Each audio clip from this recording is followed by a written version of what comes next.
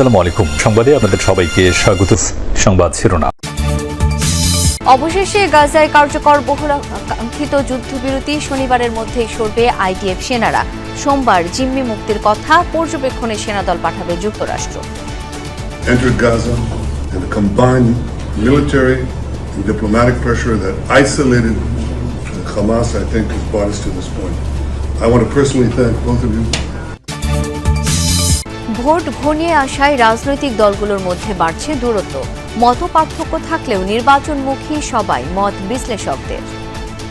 তারা দ্বিমত পোষণ করলেই রাজনৈতিক ব্যবস্থা ঠিক আছে। এরা একে অপরের বিরুদ্ধে যখন কথা বলবে, একে অপরের বিরুদ্ধে অবস্থান নেবে, একে অপরের কাজের সমালোচনা করবে, এটা রাজনৈতিক ব্যবস্থা। কারো মার্কা দিতে বাধা দেয়নি বিএনপি, সেটা নির্বাচন কমিশনের বিষয় বললেন মির্জা ফখরুল। নির্বাচন না হওয়া পর্যন্ত গণতন্ত্রে উত্তরণ সম্ভব নয়। যতক্ষণ পর্যন্ত না নির্বাচনের মধ্য দিয়ে আমরা একটা নির্বাচিত সরকার গঠন করতে পারবো, ততক্ষণ পর্যন্ত আমরা গণতন্ত্রে এগিয়ে যেতে পারবো না। শাপলা প্রতীক ছাড়া নির্বাচন নয়, হুঁশিয়ারি এনসিপির। রাজনৈতিক চাপের কারণে পক্ষপাতমূলক আচরণের অভিযোগ, আন্দোলন আর আইনি লড়াইয়ের সিদ্ধান্ত। কারণে যদি নির্বাচন কেন্দ্রিক কোনো অচল অবস্থার জায়গা তৈরি হয়, সে দায়ভার সম্পূর্ণভাবে কমিশনকেই বহন করতে হবে। আমরা এটার জন্য সর্বোচ্চ ফাইট দেব। যদি তারা এটা না দেয়, আমরা নির্বাচনে যাওয়ার ক্ষেত্রে পুনর্বিবেচনা করব। রাজধানীতে পুলিশের মাথা ব্যথা, আওয়ামী লীগের ঝটিকা মিছিল। 6 মাসে গ্রেপ্তার হাজার খানেক, ঢালাও ধরপাকড় নয়, দরকার বিচার ও রাজনৈতিক সিদ্ধান্ত। নির্বাচনের আগে যদি বিচার সম্পন্ন না হয়, তাহলে সেই নির্বাচনের ব্যাপারে আওয়ামী লীগ কীভাবে বিষয়টি দেখবে, তাদের নেতাকর্মীদের যে বক্তব্য এখনো, তার প্রেক্ষাপটে তো বলা যায় তারা নির্বাচনকে প্রতিহত করার চেষ্টা করবে। অবশেষে ইসরায়েলি মন্ত্রিসভায় অনুমোদনের পর গাজায় কার্যকর হল যুদ্ধবিরতি। ইসরায়েলি প্রধানমন্ত্রীর কার্যালয় থেকে প্রকাশিত এক বিবৃতিতে চুক্তি অনুমোদনের বিষয়টি নিশ্চিত করা হয়। শনিবারের মধ্যে উপত্যকার নির্দিষ্ট এলাকা থেকে সরে যাবে আইডিএফ সেনারা। সোমবার নাগাদ সকল জিম্মি ছাড়া পাবে হামাসের কাছ থেকে। এদিকে যুদ্ধবিরতি চুক্তি স্বাক্ষর উপলক্ষে রোববার মধ্যপ্রাচ্য সফর করবেন মার্কিন প্রেসিডেন্ট ডোনাল্ড ট্রাম্প। বহু আকাঙ্ক্ষিত এক নিশ্চিন্ত রাত পার করল গাজাবাসী। ছিল না কোনো হামলা, যুদ্ধবিমান, ড্রোন কিংবা বোমাবর্ষণের শব্দ। বৃহস্পতিবার গাজায় যুদ্ধবিরতি চুক্তির অনুমোদন দেয় ইসরায়েলি মন্ত্রিসভা, যা প্রধানমন্ত্রীর কার্যালয় থেকে প্রকাশিত বিবৃতিতে নিশ্চিত করা হয়। নেতানিয়াহু জানান, লক্ষ্য পূরণের জন্যই এই পদক্ষেপ। আমরা গুরুত্বপূর্ণ অগ্রগতির মধ্য দিয়ে যাচ্ছি। 2 বছরের যুদ্ধের অন্যতম প্রধান লক্ষ্যই ছিল জীবিত এবং মৃত জিম্মিদের সকলকেই ফিরিয়ে আনা, এবং সেই লক্ষ্য অর্জন করতে যাচ্ছি। প্রেসিডেন্ট ট্রাম্প এবং তার দলের সাহায্য ছাড়া আমরা এটি অর্জন করতে পারতাম না।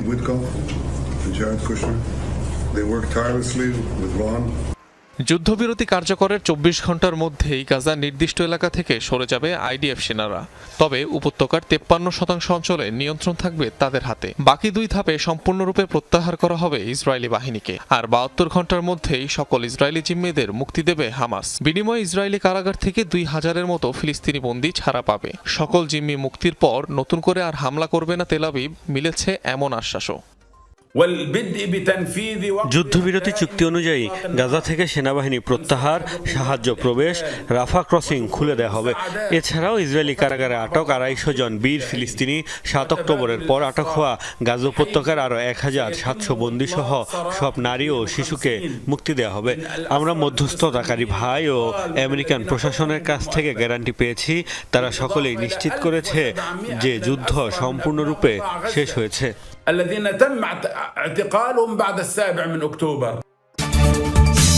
ঘনিয়ে আসছে ভোটের ঘোষিত সময়। রাজপথে বিভিন্ন কর্মসূচিতে ব্যস্ত দলগুলো। বিশ্লেষকরা বলছেন, মুখে বৈরিতা থাকলেও নির্বাচনমুখী সব রাজনৈতিক দল। বরং প্রশাসনের প্রস্তুতি ভোটের জন্য যথেষ্ট নয় বলছেন কেউ কেউ। অবাধ ভোটের আয়োজন ও ব্যালট ছিনতাই ঠেকাতে যা সবচেয়ে বেশি জরুরি। আওয়ামী লীগের বিরুদ্ধে প্রায় 24 বছর রাজপথে পাশাপাশি অবস্থানে ছিল বিএনপি জামায়াত। জুলাই আন্দোলনে ছাত্র জনতার নেতৃত্বে মাঠে নিবন্ধিত অনিবন্ধিত অনেক দলের সহাবস্থানও ছিল। প্রাত্যহিক জীবনে এটা একটি অনিবার্য। দিন দিন দূরত্ব বেড়েছে। রাজনীতির ময়দানে মুখোমুখি বিএনপি জামায়াতের নেতৃত্বে বিভিন্ন দল। পাল্টাপাল্টি অভিযোগ, কর্মসূচিও দিয়ে যাচ্ছে দলগুলো। ভোট নিয়েও রয়েছে ভিন্ন ভিন্ন মত। গভীর ষড়যন্ত্র শুরু হয়েছে যে সেই নির্বাচনকে ভিন্ন কাজে পরিচালিত করবার, জীবন এবং রক্ত দিয়ে একটি সুষ্ঠু নির্বাচন আদায় করবে ইনশাআল্লাহ। বিশ্লেষকরা বলছেন, রাজনীতিতে মতপার্থক্য স্বাভাবিক ঘটনা। কর্মীদের নির্বাচন সংশ্লিষ্টতা বাড়াতে এমন নানামুখী কর্মসূচি দেয় দলগুলো। পারস্পরিক শ্রদ্ধা রেখে একে অপরের বিরুদ্ধে সন্দেহ কিংবা অভিযোগও দোষের কিছু না। তারা দ্বিমত পোষণ করলেই রাজনৈতিক ব্যবস্থা ঠিক আছে। এরা একে অপরের বিরুদ্ধে যখন কথা বলবে, একে অপরের বিরুদ্ধে অবস্থান নেবে, একে অপরের কাজের সমালোচনা করবে, এটা রাজনৈতিক ব্যবস্থা, স্বাভাবিক ব্যবস্থা। কারো মার্কা দিতে বাধা দেয়নি বিএনপি, এটি নির্বাচন কমিশনের বিষয়। ধানের শেষ অপ্রতিরোধ, তাই অযথা টানাটানি করা হচ্ছে, এই মন্তব্য করেছেন বিএনপি মহাসচিব মির্জা ফখরুল ইসলাম আলমগীর। দুপুরে রাজধানীতে এক আলোচনা সভায় মন্তব্য করেন তিনি। বলেন, নির্বাচিত সরকার গঠন না হওয়া পর্যন্ত গণতন্ত্রের উত্তরণ সম্ভব নয়। গণতান্ত্রিক ব্যবস্থায় ফিরে যাওয়ার একটাই পথ সুষ্ঠু ও গ্রহণযোগ্য নির্বাচন। প্রয়োজনে বুকের রক্ত দিয়ে ফেরানো হবে গণতন্ত্র। বলেন, সংস্কারের সাথে বিএনপিকে জড়িয়ে অযথা মিথ্যাচার করা হচ্ছে। নির্ধারিত সময়ে নির্বাচন হতে হবে, নতুবা নির্বাচন হবে না। এছাড়া ভোটের সময় সম্পূর্ণ নিরপেক্ষ আমলাতন্ত্র নিশ্চিত করার আহ্বান জানান তিনি। বিএনপিকে ঠেকালেই সাফল্য পাবে বাংলাদেশের শত্রুরা, এই মন্তব্যও করেন তিনি। এ সময় শহীদুল আলমের মুক্তি দাবি জানিয়ে সরকারকে যথাযথ ব্যবস্থা গ্রহণের আহ্বান জানান মির্জা ফখরুল।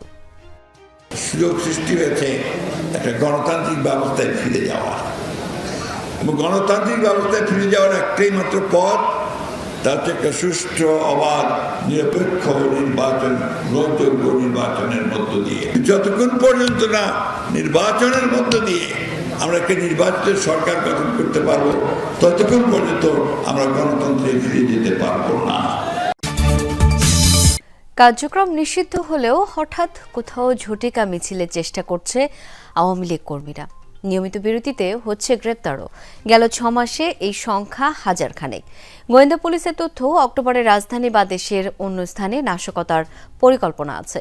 বিশ্লেষকরা বলছেন, ঢালাওভাবে গ্রেপ্তারের চেয়ে জরুরি আওয়ামী লীগের দৃশ্যমান বিচার, দরকার রাজনৈতিক সিদ্ধান্তের। বিস্তারিত রাব্বি সিদ্দিকীর রিপোর্টে। তীব্র গতিতে ছুটেন তারা। সামনে থেকে অনেক মোবাইল থেকে চলে ভিডিও ধারণ। আইন সংশোধন করে নিষিদ্ধ করা হয়েছে আওয়ামী লীগের কার্যক্রম। তবুও অস্তিত্ব জানান দেয়া এসব ভিডিও দেখা যায় দলটির ফেসবুক সহ সামাজিক মাধ্যমে। ঝটিকা দৌড়ের পাশাপাশি কোথাও কোথাও ঘটছে ককটেল বিস্ফোরণের ঘটনাও। ভিডিওতে দেখা যায় জন 50 ব্যক্তি হুট করে জড়ো হচ্ছে। কয়েকটি স্লোগান দিয়ে কয়েক মিনিটের মধ্যে সটকে পড়ছেন যে যার মতো।